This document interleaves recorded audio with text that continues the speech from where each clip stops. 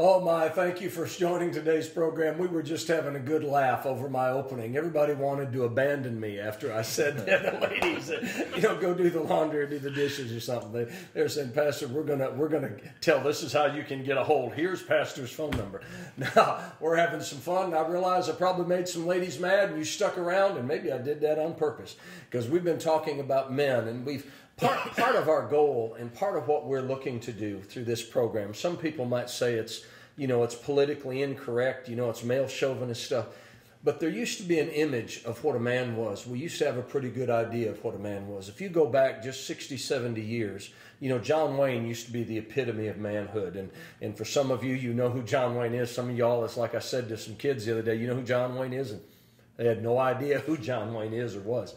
But we live in a time, and going back even back in the 50s, we had TV programs like Leave It to Beaver and Father Knows Best, and we had things that I think even up until the 70s, something like the Waltons and what have you, there were good images of a strong father and a strong male figure. But in the last 40, 50 years, we've lost that, and we've lost track of what that looks like. And we're partly talking to men, challenging men, and I think in a previous program, one of the scriptures we used, I'm Pastor Tim Cross. One of the scriptures we used was found in 1 Corinthians chapter 13, that most people, when they think of that or they hear that, they think of the love chapter. But there's a verse in that chapter that says this. Paul said, when I was a child, I spoke as a child, I reasoned as a child, I thought as a child, but he said, when I became a man, I put away childish things. You don't become a man by virtue of age. You become a man by virtue of what you put out of your life. And so we've been talking about some things that maybe men need to put out of their lives and start putting into their lives. And we've been particularly talking about a man and his children. And today we want to talk about how a man, how a dad, how he interacts. What are some things he needs to do in his home to raise up and to healthy children? Whether it's healthy Christian children or just healthy children in society that are people that add to society rather than take away from it.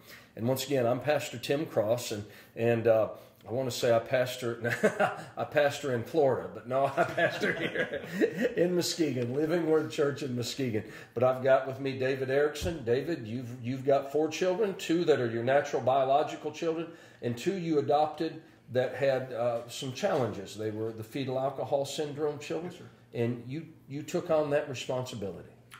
It didn't seem like a responsibility. Kids are kids. You're going to raise up kids. I raised up 2 of my own, raising up 2 more.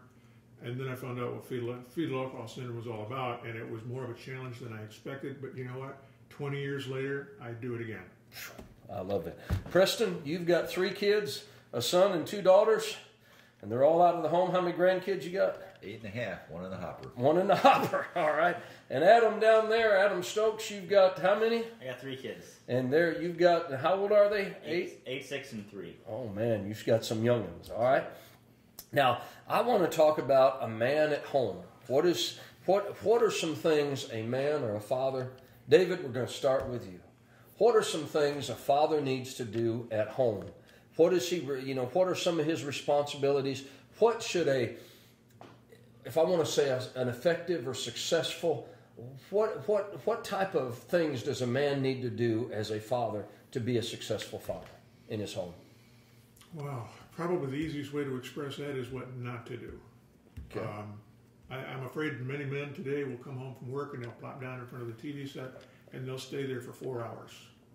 Unfortunately, statistically, many hours are spent in front of the television. I believe we need to know what God's vision is for life, not what the television is for our life. To show a child that it's okay to sit in front of the television for 4 hours, you are doing them a great disservice. Turn the boob tube off, interact with your children, talk with your children, show them how to read, play with them, cut the grass with them. My girls know how to run a snowblower. You know? Not because I want them to know the snowblower, but because I want to interact with them. And that was one thing we could do. We go for family walks all the time, family drives. We spend a lot of time together. Time. Again, love is spelled T-I-M-E. To me, that's the biggest thing. Spend time with them. Talk with them. Find out who their friends are. I just found out the other day there's a fellow in our church his child is being bullied. His dad knew that. Some dads don't. You got to know what's going on in your children's life.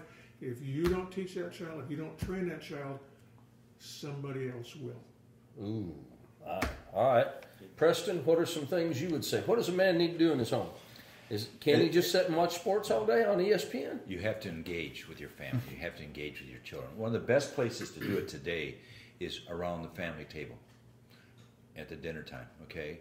And what you do is you just let your children talk, even at the youngest ages, so you start to build a rapport between you and the children and give them the freedom to grow and to learn. And you can just, and one of the things you do is you let anything that comes out of their mouth, let it come out. Don't criticize them, bite your tongue for some things, but then ask them, what do you think about that? Is this right or is this wrong? How have you been trained? What's the right thing to do? And they'll start to talk, and they'll start to be engaged, and they'll start to look at, there's a right way of doing things, there's a wrong way of doing things, and they will not be distracted. Unfortunately, today, we were talking beforehand, is kids and families are coming together at the dinner table with electronics. They won't even talk to each other across the table. They're busy watching. And there was a commercial that I just saw on TV for Thanksgiving. And the mother's coming out, putting all the stuff on the table, and she's going back, and they're cheering for her and stuff like this. And the last scene, she goes in, she thinks she's been really great. They were all watching TV. That's a sad commentary of what's going on in America today. And unfortunately, that's what's going on. It's much easier to engage with your children and to know what's going on in their lives, who their friends are, what went on in school today. And don't accept just how was school today? Okay. Engage with them. Engage in conversation with them. Good conversation with them. Don't accept a yes or a no. Ask them the questions that cause them a longer and a better response than just yes or no. Okay. Now, Adam, you've got younger kids. Yeah. Do you do that kind of thing with your kids? Do you engage with them? Yeah, we have dinner together, every night, and we'll talk to them and just say, how was your day at school? And for the most part, they have the same answer. But once in a while, you'll get out of them, so-and-so was mean to me today, and they called me this name and they called me that name. And even as little kids, that stuff hurts. It's not a big deal for an adult. If somebody called me a name at work, it's just another day. But for a kid, that could be a big deal. So, when they share that with you, it gives you a chance to, tell them why those things aren't true that they said. Explain to them that, there's going to be mean people throughout life, and that doesn't mean that defines who they are. But just gives you a chance to talk to your children, see where their heart is, see if they're being hurt, and just reaffirm them. Tell them, why they're not stupid or whatever the name was, and say, look, this is what I think of you, and build them up when, they're at school having some things chipping away at them.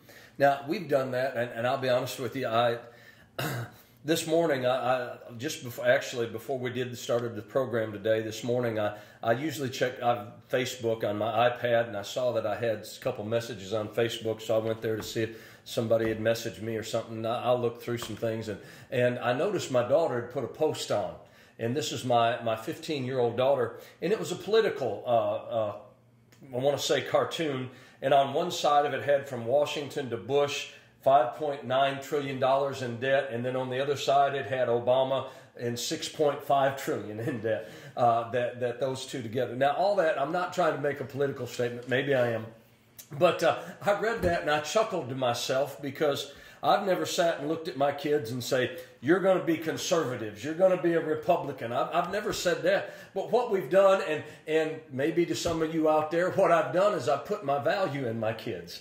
Because that's just what we do. We'd sit around the table. Now, my kids, some of my older kids used to hate this. Because we would sit down at the table and we would eat, and no computers, no cell phones, no nothing. And we would eat, and I would not let my kids leave the table till I said you can go. And we would spend, and sometimes they'd be sitting there. And so when we had all 7 of them, I've got 7 children, and when you got younger ones, but I'd go around the table and say, Kelly, tell me about your day. All right, what happened? And then Daniel, tell me about your day. And Daniel was like, it was fine. You want to tell me anything? No. Well, what'd you do learn in class? Nothing.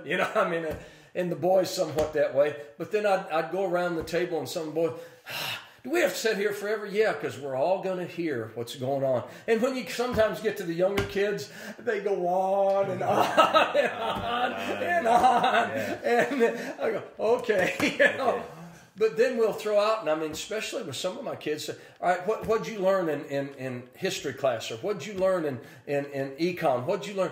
And they'd throw out stuff. My teacher said this. And I say, what'd you think about that?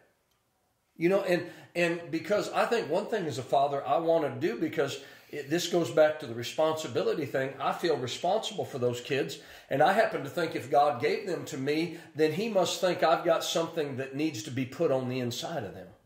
So I would work to put my values in them. But you know, to put your values in them, it takes an engagement. You've got to spend some time with them and share your reasoning and your thoughts, not just this is the way it is. You got to share the whys. You can put a lot of gas in your car, and it's not going to go anywhere until you engage the transmission. Ooh, I like that. Yeah. So one of the things then is we as fathers, if you're going to be a successful father, you've got to engage your children, which means you turn off the television. It used to be you got to put down the newspaper, but newspapers aren't so big anymore. But it may be putting down your cell phone, putting down your iPad, shutting your computer, and having FaceTime. Looking eyeball to eyeball. Go ahead, Preston. See, the beauty of that, when you do that when they're young, when they grow up, you'll be able to communicate with them. You'll have that conversation with them. You know, a lot of fathers today are becoming more proactive with their children, and they're going to their games and they're cheering them on, and all those things are good, but they don't have a plan. They don't share their values. They don't see your heart. You just go into the games, yeah, go, and so forth like this. But what about, you know, training them up to do chores, training them up to be responsible, doing those things like this? What's important? What are the things we do? And especially the name of the family, where the names are important. What does our name stand for? What does their name stand for? So when you sit around and you engage them and you see, just like you were saying earlier in earlier lessons, train them. This is what we do. Show them how to do it if they don't know how to do it. We take a responsibility. You know, we do the right things. You know, we used to, Kristen, my oldest daughter, she would make a decision, and then other things would come along and said, no, you made that decision. You said, I'm going to do this, and I'm responsible for that, and she would do it. She would do it, even though better things came along, more fun things came. Just like you said, either we're going to go to church, or we're going to go play. You know, well, they want to choose play, but she learned at a young age, I'm going to do the right thing because I gave my word. Our word, especially as a father, when we say something, oh, honey, I'll be there, son, I'll be there, and you don't. Wow, who can they trust? If they can't trust the father that his word is his bond. And we grew up in a country, and in fact, it was just Garth Brooks. He shook the hand of the hospital administrator and says, I'm going to give you $500,000 if you name a portion of this building after my grandmother. And he said, that was the old days. You shake your hand. That's like giving your word. You should be able to give your word, and people say, oh, that's all I need. We shouldn't have to have a 30-page contract that somebody will find a way to get out of it. My word or my handshake should be all it should be. And that's what they need to see from Dad. They need to see when he promises you, I'll be there for that game, or I'll do this for you, you better back that up. You better back that up. If you don't, then you're drawn away insecure. How can they back you up for anything? How will they trust you for anything? Your word means nothing. Well, we're just this may be a few program kind of thing, but we're just getting into this. Some things a man in his home. So we'll be back in a few moments after a few commercials here, and we'll be back with a program for men only.